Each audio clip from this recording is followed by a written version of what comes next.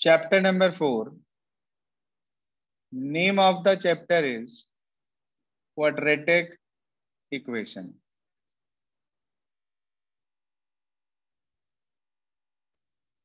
क्या होती है हमारे पास क्वाड्रेटिक इक्वेशन? देखिए, जनरल क्वाड्रेटिक इक्वेशन आपको मैंने जनरल क्वाड्रेटिक पॉलिनोमियल पढ़ाया था ax square plus bx plus c। तो यहाँ भी जनरल क्वाड्रेटिक इक्वेशन हमारे पास ax square plus bx plus c, बस इक्वल्स में 0 आ जाता है। इसके अंदर हमें ये ध्यान रखना होता है कि a 0 नहीं होना चाहिए, where a not equals to 0। ये बात आपको पॉलिनोमियल में भी बताई थी मैंने। आप में से कोई बच्चा बता सकता है कि a 0 क्यों नहीं होना चाहिए? सर अगर a 0 होगा तो वो क्वाड्रेटिक ही नहीं रहेगा। अगर a 0 हो गया तो x स्क्वायर वाली टर्म खत्म हो जाएगी और ये इक्वेशन लीनियर या कांस्टेंट में कन्वर्ट हो जाएगी, ये क्वाड्रेटिक नहीं रहेगी। बिल्कुल ठीक बात है।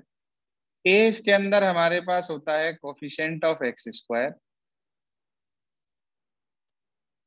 b हमारे पास होता है मेरे बच्चे कोफिशिएंट ऑफ x, c हमारे पास होती है constant term.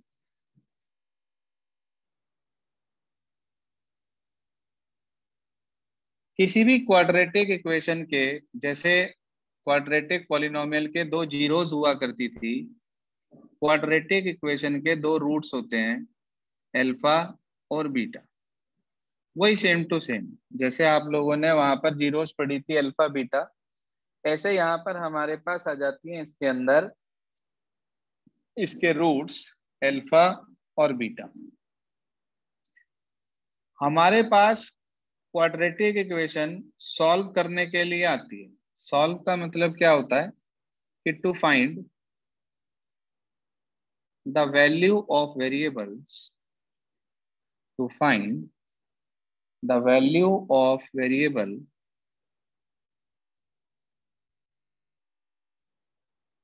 present in the equation, present in the equation। किसी भी इक्वेशन के अंदर जो हमारे पास वेरिएबल मौजूद होते हैं, उस वेरिएबल की वैल्यू निकालने को सॉल्व करना कहा जाता है। अब इसमें आ जाते हैं हमारे पास मेथड्स कि हम उसको कैसे कैसे सॉल्व कर सकते हैं। Methods to solve. सबसे पहला method factorization method. Number 2 method completing the square method. ये वैसे क्या है कोर्स में से, कंप्लीटिंग द स्क्वायर मेथड। और तीसरा हमारे पास आता है क्वाड्रेटिक फॉर्मूला। बेसिकली आपको 2 ही मेथड पढ़ने हैं, एक पढ़ना है आपको फैक्टराइजेशन और एक पढ़ना है आपको क्वाड्रेटिक फॉर्मूला। जो कंप्लीटिंग द स्क्वायर मेथड है वो कट गया है, लेकिन मैं आपको ये फिर भी सिखाऊंगा, क्योंकि जो क्वाड्रेटिक फॉर्मूले का हम प्रूफ करते हैं ना, वैसे तो ये कोर्स में नहीं है, लेकिन क्वाड्रेटिक फॉर्मूला आया कहाँ से, उसका जो प्रूफ है वो with the help of completing the square method होता है। तो इसलिए हमें मेथड सारे आने चाहिए। कट गया है वो एक अलग बात है, लेकिन नॉलेज पूरी होनी चाहिए। किसी भी तरह से हमें ये ना हो कि हमें कोई भी चीज नहीं आती। तो एक एक करके हम चलेंगे। फैक्टराइजेशन मेथड की बात करते हैं। सबसे पहले कुछ नहीं होता फैक्टराइजेशन मेथड, जो आप मिडिल टर्म स्प्लिटिंग वगैरह या कोई भी फॉर्मूला लगाकर जब फैक्टराइज करते हैं तो उस मेथड को फैक्टराइजेशन मेथड कहा जाता है। जैसे मैंने आपके सामने एक क्वाड्रेटिक इक्वेशन लिखी, x square minus 5x minus 6 equals to 0। X square minus 5x minus 6 equals to 0। ये हमारे पास एक क्वाड्रेटिक इक्वेशन है और हम इसके अंदर मिडिल टर्म स्प्लिटिंग लगा के फैक्टराइज करना चाह रहे हैं। तो आप इसके फैक्टर्स बनाने की कोशिश करें कि किस तरीके से आप इसके फैक्टर्स बना सकते हैं। अप्लाई करिए इसके अंदर splitting middle term. So -6x + 1x. 6 और 1 बनेंगे या 2 और 3 बनेंगे? -2x -3x. So 2 and 3. देखो जो बच्चे 2 और 3 कह रहे उनका बिल्कुल गलत है। आपको माइनस करके 5 लाना है, इससे प्लस करके 5 बनेगा और माइनस करके 1 बनेगा। तो ये जो 2 और 3 वाले बच्चे हैं ना, इसका मतलब उन्हें बहुत अच्छे से फैक्टराइजेशन, मिडिल टर्म स्प्लिटिंग नहीं आता, तो वो समझ लें। 6 1 जा 6 के ऐसे फैक्टर बनाने हैं, माइनस करके 5 चाहिए, प्लस करके नहीं। तो हमने लिखा 6x - x -6 = 0। ये आपको मिला x² - 6x + x -6 = 0। Now we take common from first two. X is common, x - 6, then nothing is common means 1 is common. Again we are having factor x - 6. ये जो सेम बना इसे कॉमन ले लिया हमने, x - 6, साथ में लिखा है x + 1 = 0। तो x - 6 × x + 1 = 0 आ गया हमारे पास। अब इन दोनों की प्रोडक्ट 0 है। किन्हीं भी दो नंबर्स की प्रोडक्ट, ध्यान से सुन लो, किन्हीं भी दो नंबर्स की प्रोडक्ट आपस में 0 सिर्फ तब हो सकती है जब उनमें से कोई एक 0 हो जाए। तो या तो आइदर पहला फैक्टर x - 6 0 होगा, या फिर और दूसरा फैक्टर x + 1 0 होगा। तो यहां से आपको x की वैल्यू मिल गई 6 और यहां से आपको x की वैल्यू मिल गई -1। तो हमारे पास दो वैल्यू आ गई बेटे, एक तो हो गया अल्फा और एक हो गया बीटा।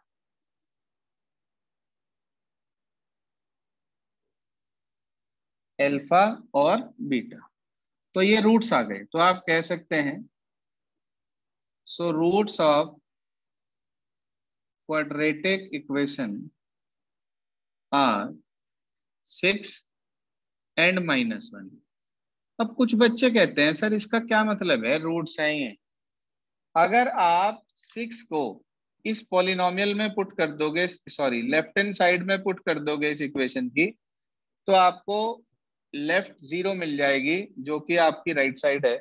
ऐसे ही अगर आप x के प्लेस पर -1 रख दोगे तो भी आपको ये पूरी इक्वेशन 0 हो जाएगी आपकी। इसका मतलब हुआ कि ये दोनों वैल्यूज इस इक्वेशन को सेटिस्फाई करेंगे। बात समझ में आई क्या इतनी? Yes. Yes, sir. तो ये हमारे पास कहलाती हैं, ध्यान से सुन लीजिए, रूट्स ऑफ क्वाड्रेटिक इक्वेशन। जैसे आप लोगों ने दो फॉर्मूले पढ़े थे, relation between zeros and coefficient, ऐसे ही यहाँ पर भी relation between roots and coefficient होता है। वही दो रिलेशंस हमारे पास होते हैं जो आप लोग क्वाड्रेटिक पॉलिनोमियल के लिए पढ़कर आए थे, सेम टू सेम। मगर इसका क्वेश्चन नहीं है एनसीईआरटी में एक भी, relation between roots and coefficients. वहां था relation between zeros and coefficient. तो पहला था हमारे पास सम ऑफ रूट्स, यानी कि sum of zeros, alpha plus beta. याद है किसी बच्चे को क्या फार्मूला था? -b/a।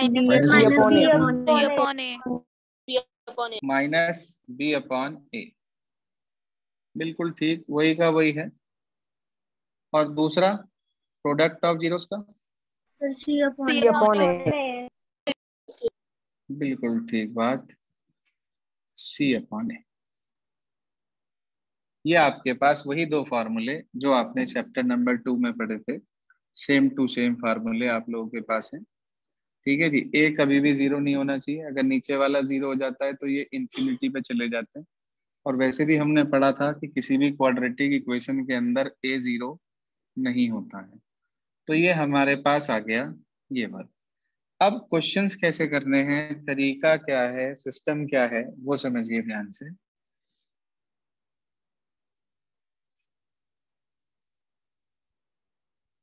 जी हाँ, exercise number 4.1 NCERT question number 1 पढ़िए जरा क्या लिखा है।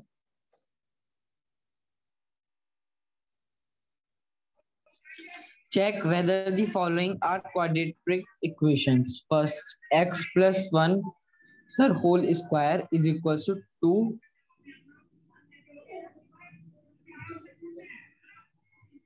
x minus 3.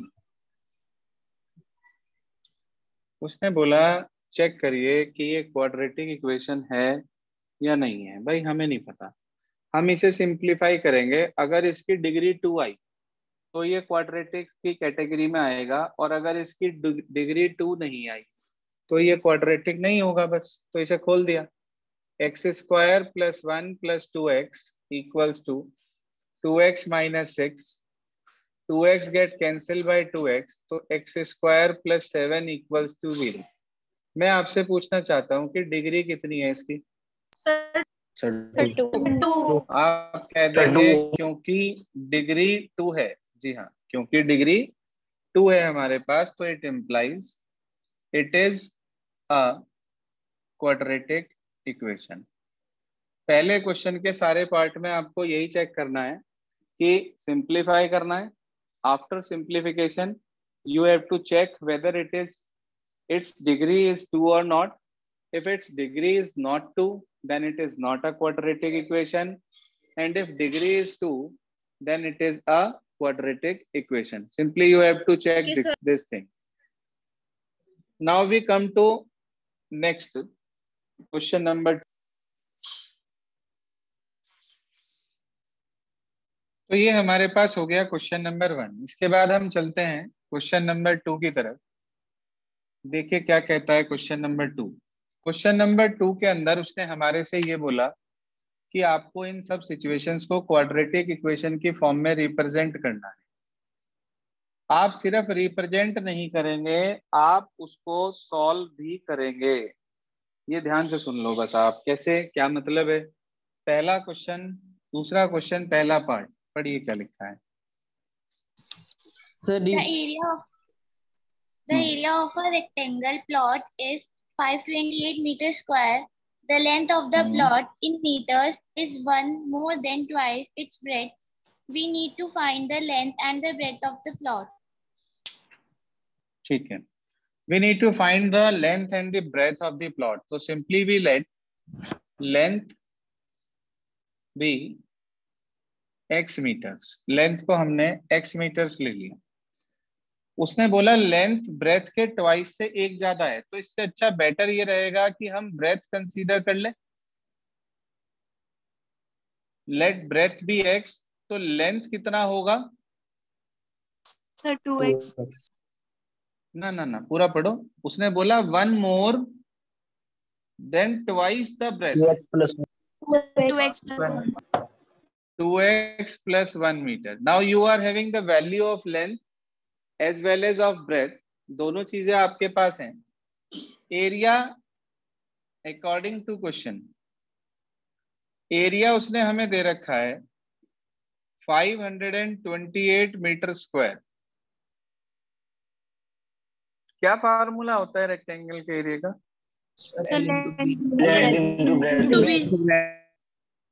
L into B होता है। L की वैल्यू है 2x प्लस 1, B की वैल्यू है x।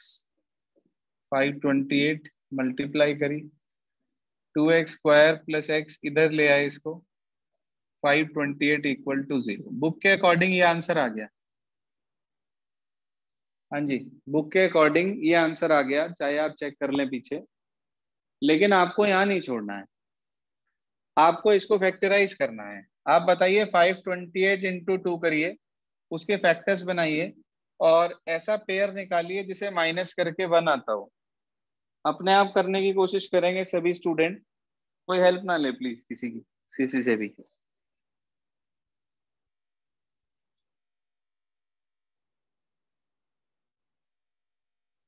528 इंटू 2 और वहां से ऐसा पेयर जिसे माइनस करके 1 आए।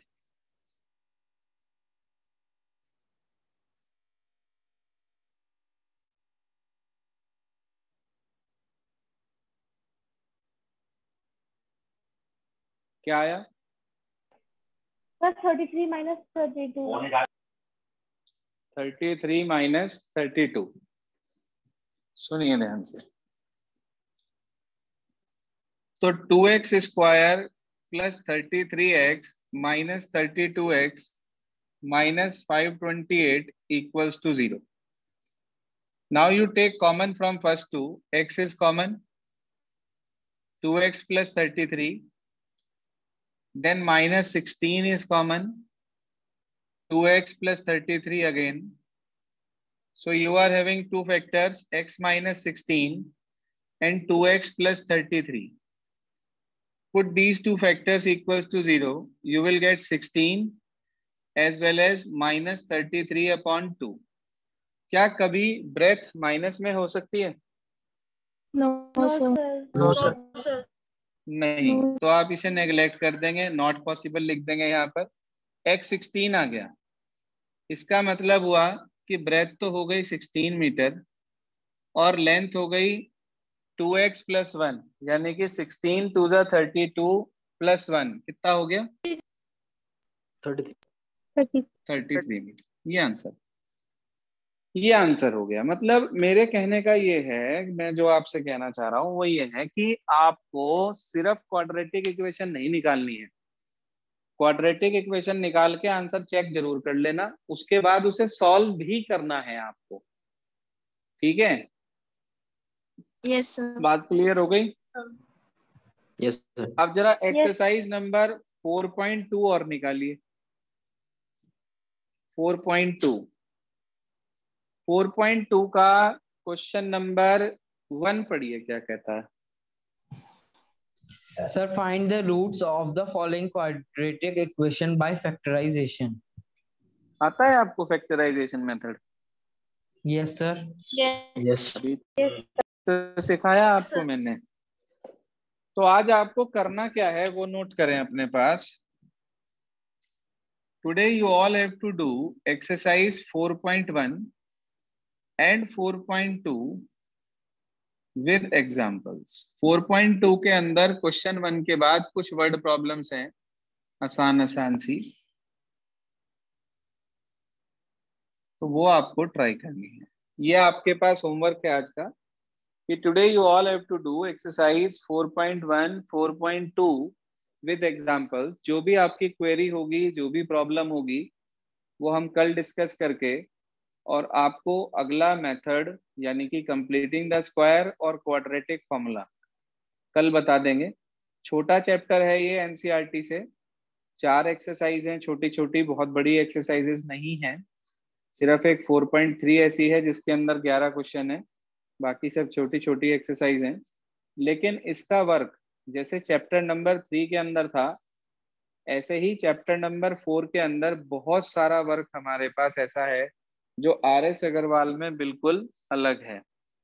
तो वो आपको कंप्लीट आर.एस. अग्रवाल इसकी करनी है, तो इसलिए टाइम इसमें भी बहुत लगेगा, 10 से 12 दिन लगभग लग जाएंगे हमें। तो आप साथ साथ वर्क अपना कंप्लीट करते चलें, छोड़ेंगे नहीं इसको। होमवर्क क्लियर हो गया? होमवर्क क्लियर हो गया है? सर एक बार एग्जांपल बता दीजिए, आपने कौन से कहे हैं? 4.2 तक जितने भी एग्जांपल्स आएंगे वो सारे करने हैं आपको। होमवर्क सबको clear? Yes, sir. Yes, sir. आज के लिए बस इतना ही, इसे कंप्लीट